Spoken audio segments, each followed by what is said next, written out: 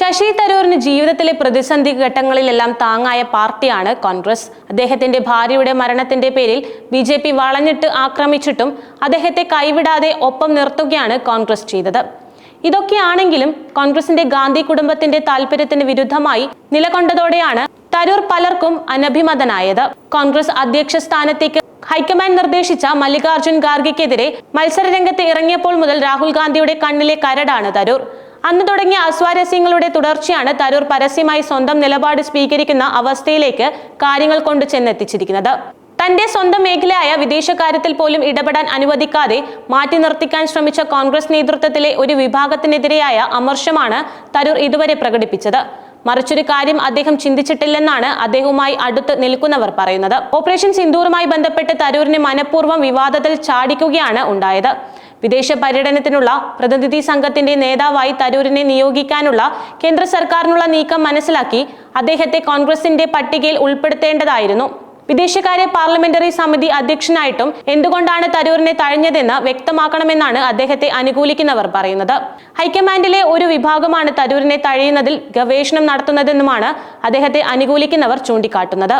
അതേസമയം തന്നെ ശശി തരൂരിനെ പാർട്ടി ലൈനിൽ ചേർത്തു നിർത്താൻ ദേശീയ നേതൃത്വത്തിന്റെ കർശന ഇടപെടൽ വേണമെന്ന നിലപാടാണ് കോൺഗ്രസ് സംസ്ഥാന നേതൃത്വം പറയുന്നത്.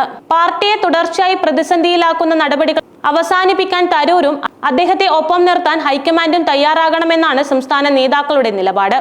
പ്രവർത്തക സമിതി അംഗം എന്ന നിലയിൽ തരൂർ ദേശീയ നേതൃത്വത്തിന്റെ ഭാഗമായതിനാൽ അദ്ദേഹവുമായി ബന്ധപ്പെട്ട വിഷയത്തിൽ പരസ്യ പ്രതികരണങ്ങൾ വേണ്ട എന്നാണ് KPCCയുടെ തീരുമാനം. എന്നാൽ തദ്ദേശ നിയമസഭാ തിരഞ്ഞെടുപ്പുകൾ നടക്കാനിരിക്കെ എതിരാളികളെ സഹായിക്കും വിധമുള്ള പരാമർശങ്ങൾ തരൂർ അവസാനിപ്പിക്കണമെന്ന് നേതാക്കളെല്ലാം ആവശ്യപ്പെടുന്നുണ്ട്.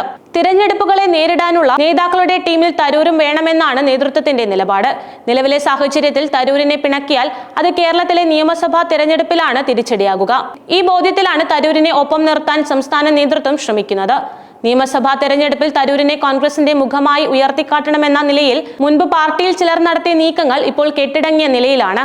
അതേസമയം ഓപ്പറേഷൻ സിന്ദൂറുമായി ബന്ധപ്പെട്ട വിവാദത്തിൽ തരൂരിനെ അനാവശ്യമായി ക്രൂശിക്കുകയാണെന്ന് അദ്ദേഹവുമായി ബന്ധപ്പെട്ടവർ പറയുന്നുണ്ട്.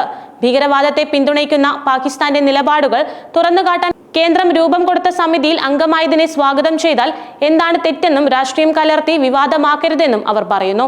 പ്രതിനിധി സംഘങ്ങളുടെ സന്ദർശനം സർവകക്ഷി യോഗം വിളിക്കണമെന്ന പ്രതിപക്ഷ ആവശ്യത്തിൽ നിന്ന് ശ്രദ്ധ തിരിക്കാനുള്ള ഉപാധിയായി മാറരുതെന്നും കോൺഗ്രസ് വ്യക്തമാക്കുന്നുണ്ട്.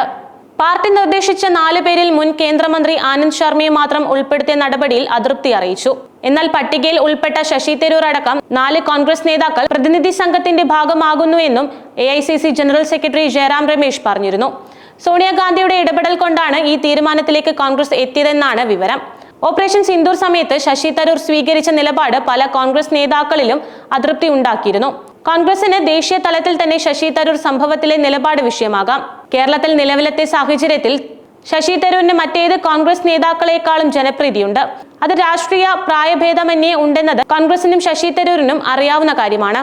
ശശി തരൂരിന്റെ അഭിപ്രായ പ്രകടനങ്ങൾ അദ്ദേഹത്തിന് രാഷ്ട്രീയത്തിന് അതീതമായി പിന്തുണയും എതിർപ്പും ഉണ്ടാക്കുന്നുണ്ട്. എന്നാൽ ഇപ്പോഴത്തെ വിഷയം കോൺഗ്രസിന്റെ കയ്യിൽ നിന്നും വഴുതി പോകുമോ എന്ന ആശങ്കയിലാണ് ഒരു വിഭാഗം കോൺഗ്രസ് നേതാക്കളുള്ളത്. ശശി തരൂരിനോടോ അദ്ദേഹത്തിന്റെ നിലപാടുകളോടോ വിയോജിക്കാം. പക്ഷേ നിലവിലത്തെ സാഹചര്യത്തിൽ പാർട്ടി കുറച്ചുകൂടെ സൂക്ഷ്മമായ നിലപാടാണ് സ്വീകരിക്കേണ്ടിയിരുന്നത് എന്നാണ് അവരുടെ അഭിപ്രായം. എന്നാൽ ഇപ്പോഴത്തെ വിഷയം കോൺഗ്രസിന്റെ കയ്യിൽ നിന്നും വഴുതി പോകുമോ എന്ന ആശങ്കയിലാണ് ഒരു വിഭാഗം കോൺഗ്രസുകാർ.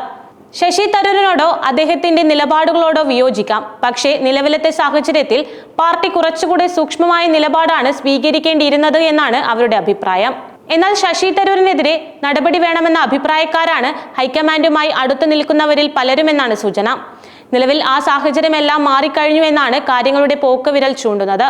പ്രസിഡന്റ് സ്ഥാനത്തേക്ക് ശശി തരൂർ മത്സരിക്കാൻ തീരുമാനിച്ച സമയം മുതൽ കോൺഗ്രസ് നേതൃത്വത്തിന് അതൃപ്തി തുടങ്ങിയിരുന്നു.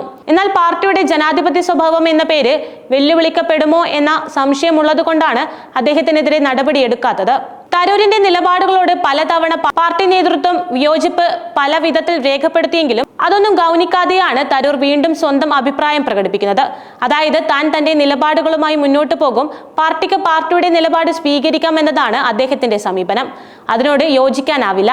എന്നാൽ ഇപ്പോൾ കോൺഗ്രസ് നേതൃത്വം തരൂരിനോട് എടുക്കുന്ന സമീപനം പാർട്ടിക്ക് ദോഷം ചെയ്യുകയുള്ളൂവെന്ന് കോൺഗ്രസിലെ മുതിർന്ന നേതാക്കൾ അഭിപ്രായപ്പെടുന്നുണ്ട്. ഇത് രാജ്യം ലോകത്തിന് മുന്നിൽ വളരെ നിർണായകമായ ഒരു വിഷയം അവതരിപ്പിക്കാൻ പോവുകയാണ്. ആ സമയത്ത് കോൺഗ്രസിൽ നിന്ന് തരൂരിനെ പോലെ ഒരാളെ നിർദ്ദേശിക്കാനുള്ള ബുദ്ധിയാണ് നേതൃത്വം കാണിക്കേണ്ടിയിരുന്നത്.